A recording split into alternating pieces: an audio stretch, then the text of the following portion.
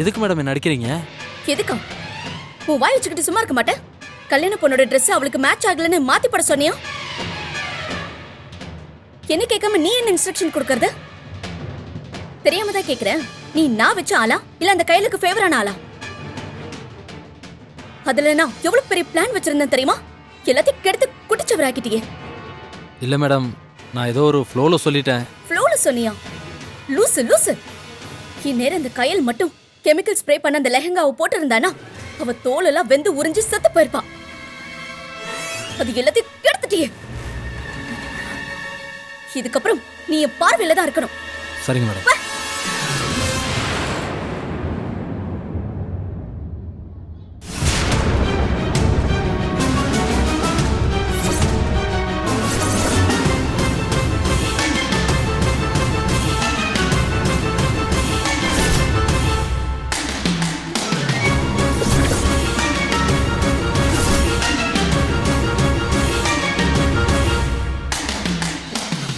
ஏய், அது நீ யாருடி?